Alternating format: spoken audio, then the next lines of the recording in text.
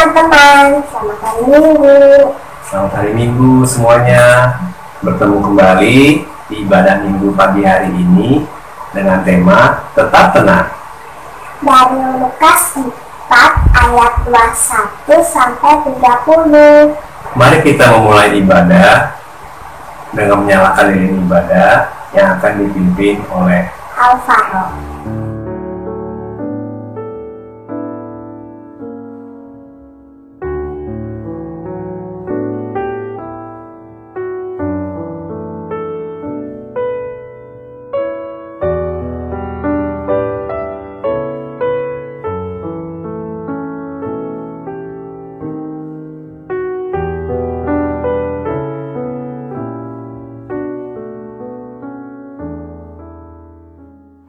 Yuk kita semangat. Kita akan menyanyikan lagu Tahukah kamu jumlah bintang?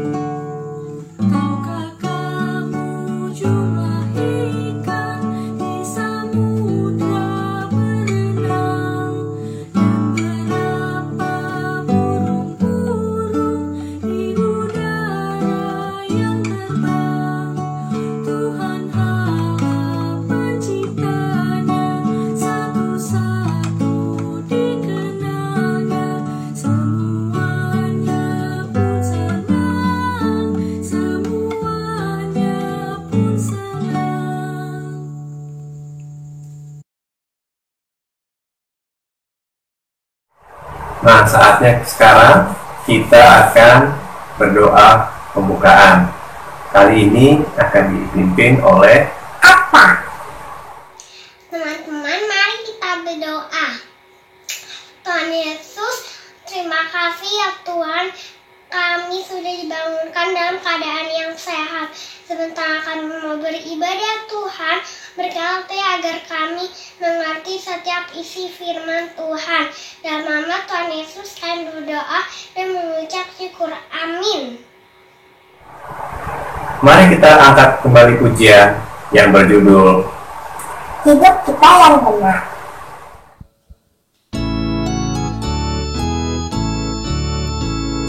Hidup kita yang benar haruslah mengucap syukur, dalam Kristus bergema, janganlah terkabur.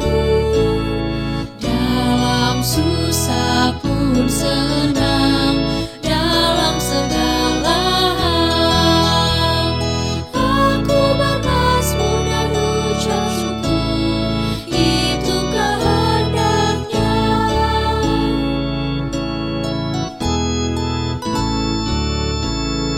Biar badai menyerang, biar ombak menerjang, aku akan bersyukur kepada Tuhanku. Dalam susah pun senang, dalam segala hal aku bermazmur dan ucap syukur, itu kehendaknya.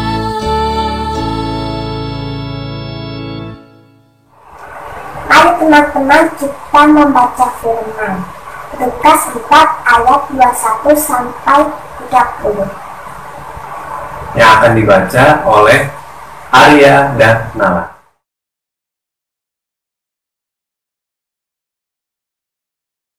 Teman-teman, marilah kita membaca membaca firman Tuhan hari ini yang diambil dari Lukas 4 ayat 21 sampai 30. Lukas 4 ayat 21 sampai 30.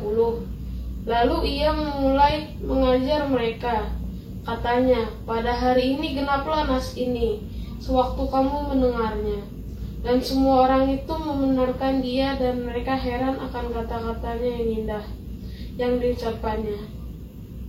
Lalu kata mereka, bukankah ia ini anak Yusuf? Maka berkatalah ia kepada mereka, tentu kamu akan mengatakan pepatah ini kepadaku. Hai tabib, sembuhkanlah dirimu sendiri. Perbuatlah di sini juga di tempat asalmu ini segala yang kami dengar yang telah terjadi di Kapernaum. Dan katanya lagi, aku berkata kepadamu, sesungguhnya tidak ada nabi yang dihargai tempat asalnya. Dan aku berkata kepadamu, dan kataku ini benar, pada zaman Nabi Elia terdapat banyak perempuan janda di Israel, ketika langit tertutup selama 3 tahun dan 6 bulan, dan ketika bahaya kelaparan yang hebat menimpa seluruh negeri. Tetapi Elia diutus bukan kepada salah satu dari mereka, melainkan kepada seorang perempuan janda di Sarfat, di tanah Sidon. Dan pada zaman Nabi Elia banyak orang kusta di Israel, dan tidak ada seorang pun dari mereka yang ditahirkan, selain daripada Naaman, orang Syria itu. Mendengar itu sangat marahlah semua orang yang ada di rumah ibadat itu. Mereka bangun lalu menghalau Yesus keluar kota dan membawa dia ke tebing gunung, tempat kota itu terletak, untuk melemparkan dia dari tebing itu. Tetapi ia berjalan lewat dari tengah-tengah mereka lalu pergi. Sekian firman Tuhan hari ini. Nah, sekarang kita akan mendengarkan cerita. Wow, cerita. Nah, cerita siapa dek yang membawakan? Mbak Puji. Oke, mari kita dengarkan. Selamat pagi adik-adik hebat. Apa kabar hari ini? Luar biasa. Wah, semuanya senang ya? Luar biasa itu artinya hatinya senang, gembira. Seperti minggu lalu tuh, ingat enggak? Mbak Vivin cerita apa? Iya, benar. Mbak Vivin cerita tentang Ezra, Nabi Ezra yang bersukacita membawa hukum Taurat dan membacakan hukum Taurat itu di hadapan banyak orang Israel. Jadi kita harus selalu bersukacita seperti Nabi Ezra. Nah, sekarang kita mau belajar lebih mengenal lagi tokohnya Yesus. Yesus. Sekarang semuanya duduk yang tenang ya. Kita akan melihat sesuatu. Siap? Oke. Sekarang kita lihat ya videonya. Dan mata semua orang dalam rumah ibadat itu tertuju kepadanya. Lalu ia memulai mengajar mereka, katanya, pada hari ini genaplah nas ini, sewaktu kamu mendengarnya. Dan semua orang itu membenarkan dia, dan mereka heran akan kata-kata yang indah yang diucapkannya. Lalu kata mereka, bukankah ia ini anak Yusuf? Maka berkatalah ia kepada mereka, tentu kamu akan mengatakan pepatah ini kepadaku. Hai tabib, sembuhkanlah dirimu sendiri. Perbuatlah di sini juga, di tempat asalmu ini, segala yang kami dengar yang telah terjadi di Kapernaum. Dan katanya lagi, aku berkata kepadamu, sesungguhnya tidak ada nabi yang dihargai di tempat asalnya. Dan aku berkata kepadamu, dan kataku ini benar, pada zaman Elia terdapat banyak perempuan janda di Israel, ketika langit tertutup selama 3 tahun dan 6 bulan, dan ketika bahaya kelaparan yang hebat menimpa seluruh negeri. Tetapi Elia diutus bukan kepada salah seorang dari mereka, melainkan kepada seorang perempuan janda di Sarfat, di tanah Sidon.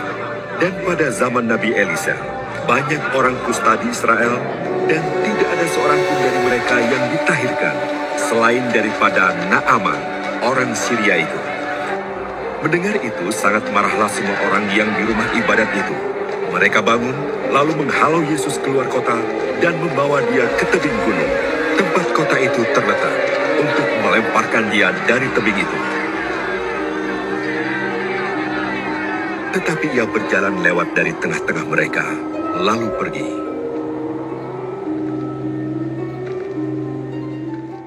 Yesus telah menyelesaikan tugasnya berpuasa selama 40 hari di padang gurun. Setelah itu, Yesus kembali ke Nazaret. Di sana, Yesus pergi ke sinagog. Dia membaca kitab Nabi Yesaya 4 ayat 18 dan 19. Setelah Yesus membaca kitab Nabi Yesaya, Yesus menyerahkan kitab itu dan menceritakan isi dari kitab tersebut. Yesus menyatakan bahwa Dia adalah Mesias. Tetapi orang-orang Yahudi tidak percaya. Karena Yesus kan anaknya Yusuf, tukang kayu. Masa dia Mesias? Dia kan manusia biasa. Tidak mungkin manusia biasa jadi Mesias. Orang-orang Yahudi marah sekali. Tetapi Yesus tidak membalas kemarahan orang-orang Yahudi.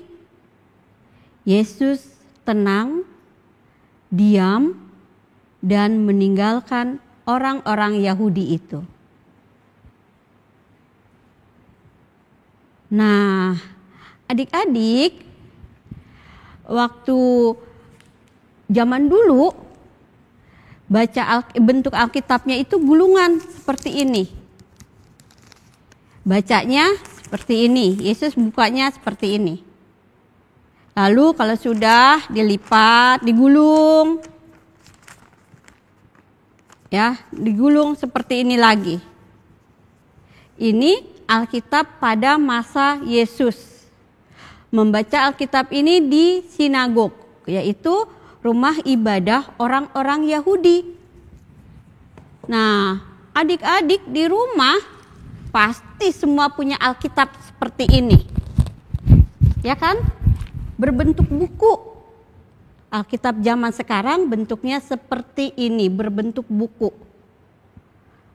Nah, sedangkan kalau Mbak Puji, Alkitabnya besar. Dalamnya ada huruf Braille, huruf timbul. Jadi Mbak Puji baca huruf Braille-nya dengan jari-jari Mbak Puji. Mata Mbak Puji tidak melihat, tapi jari-jari Mbak Puji membacanya. Lukas pasal 5. Yesus menyembuhkan seorang yang sakit. Jadi Mbak Puji bacanya dengan jari-jari Mbak Puji. Nah, adik-adik, tadi kan Yesus mengaku bahwa Dia Mesias. Orang-orang Yahudi marah. Mana mungkin? Masa seorang anak tukang kayu jadi Mesias? Gak mungkin. Kamu jangan ngaku-ngaku. Tapi Yesus diam. Dia tidak membalas. Coba adik-adik.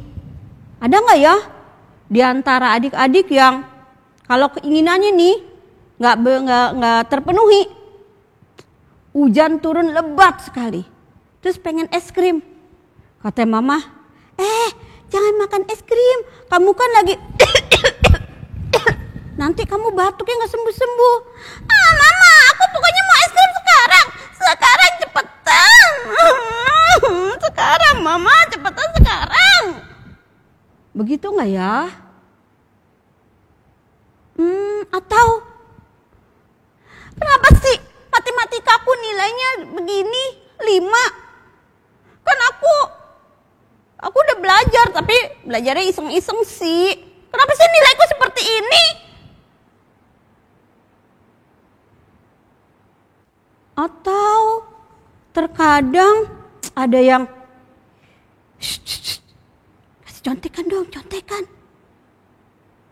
Diam kamu, aku nggak mau kasih contekan ke kamu. Apa begitu? Kan Tuhan Yesus itu tetap tenang, nggak membalas rasa kesel, marah, sebel dengan marah-marah. Kalau keinginannya tidak terpenuhi, karena sedang sakit nggak boleh makan es krim, ya sudah, jangan marah-marah. Karena Tuhan Yesus mengajarkan kita untuk tenang. Semuanya diselesaikan dengan tenang. Tidak dengan marah-marah. Tidak dengan tapi dengan tenang. Waktu Mbak Puji harus belajar huruf Braille, dibaca dengan jari-jari, diraba. Kalau Mbak Puji kesel, marah, nggak bisa-bisa. Tapi pelan-pelan Mbak Puji belajar huruf Braille. Baca huruf A yang mana ya, huruf B yang gimana ya, pelan-pelan. Lama-lama Mbak Puji bisa deh baca huruf Braille dengan jari-jari ini. Kalau Mbak Puji belajar sambil marah-marah, apa sih nih, gak bisa nih, apa nih, tulisannya kayak gini sih. Ya gak akan pernah bisa. Jadi adik-adik, apapun yang terjadi, dimanapun kita berada, kita selesaikan masalah dengan ketenangan. Seperti Tuhan Yesus mengajarkan kita tetap tenang. Teman-teman, yuk kita baca pesan hari ini. Aku tidak mudah marah. Sekali lagi ya, aku tidak mudah marah. Mari kita angkat kembali pujian. Kali ini kita akan menyanyikan lagu Firman-Mu Kupegang Selalu.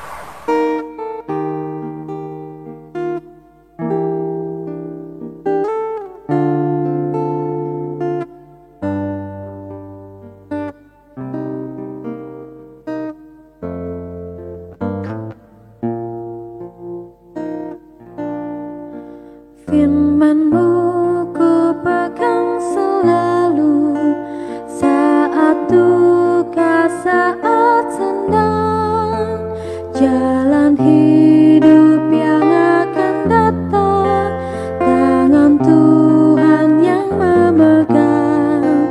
Pencobaan menghimpit aku dan menjadi keluhanku.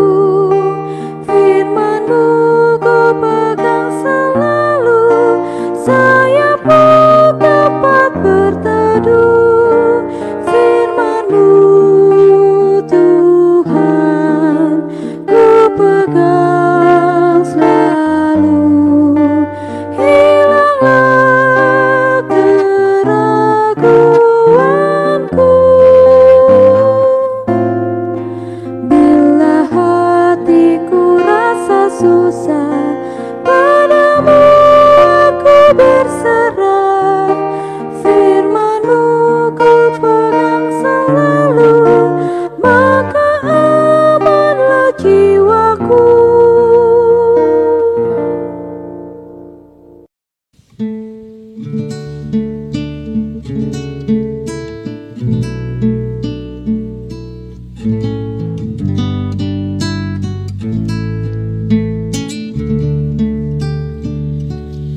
Bapa kami yang ada di sorga,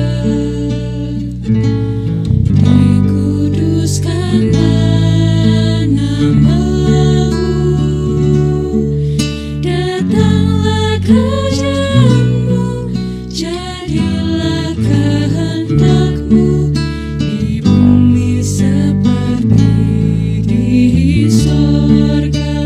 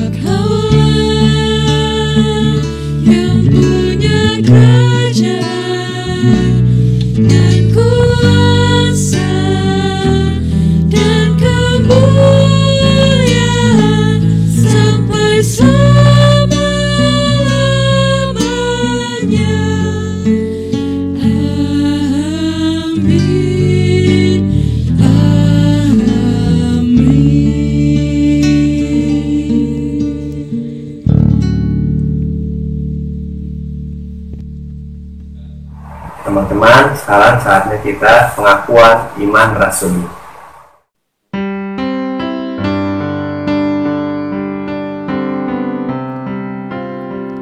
Aku percaya Allah yang kekal, yang oleh sabda kita kenal, Bapa pencipta alam semesta, yang mengasihi manusia. Aku percaya Putra Tunggalnya yang disalibkan di Golgota, yang dari kubur bangkit dan menang, naik ke sorga dalam terang. Aku percaya pada Roh Kudus yang mendiami kita terus. Aku percaya gereja yang esa, ku jadi suci di dalamnya.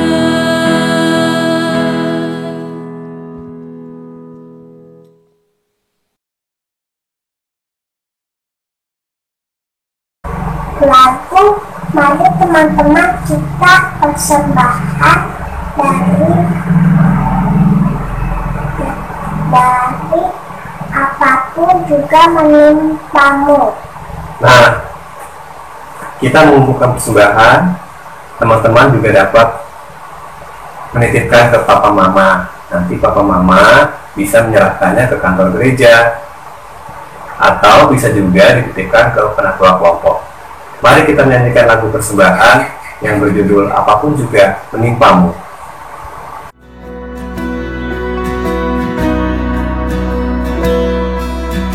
Apapun juga menimpamu, Tuhan menjagamu. Naungan kasih-Nya pelindungmu, Tuhan menjagamu.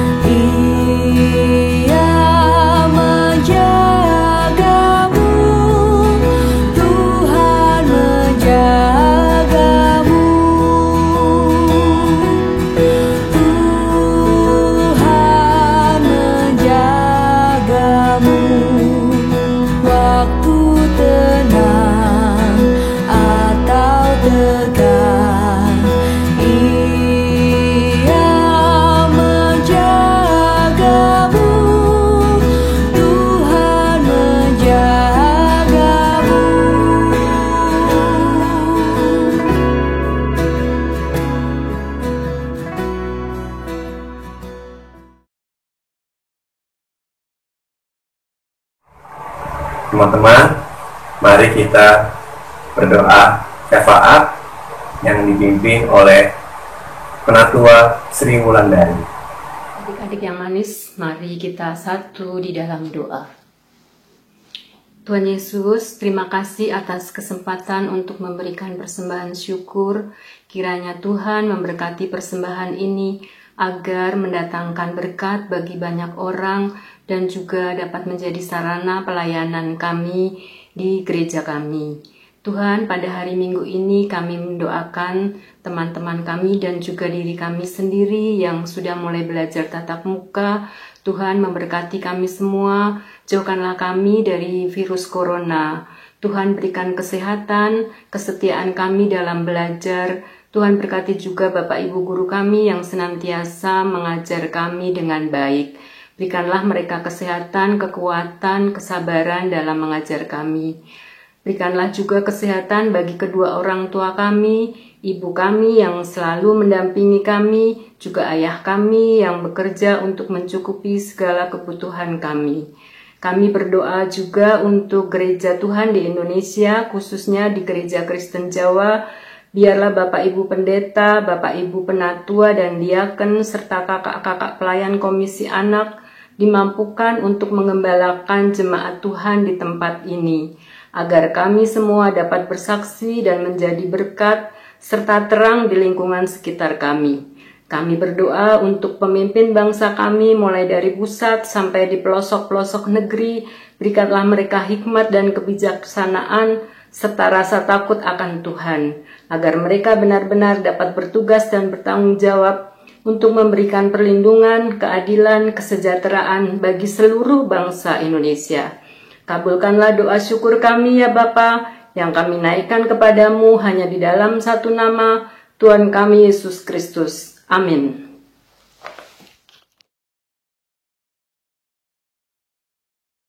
Berkat oleh Pendeta Emeritus Kadarmanto. Anak-anak yang terkasih, seperti yang diceritakan tadi, kita pun perlu belajar untuk bersikap tenang dalam menghadapi kesulitan-kesulitan. Karena Tuhan menyertai kita. Sekarang terimalah berkat Tuhan sebelum kita mengakhiri ibadah kita. Kasih karunia Tuhan Yesus Kristus dan kasih Allah Bapa kita dan persekutuan Roh Kudus menyertai kalian semua. Amin. Demikian ibadah Minggu hari ini. Selamat hari Minggu. Tuhan Yesus memberkati semua. Dadah.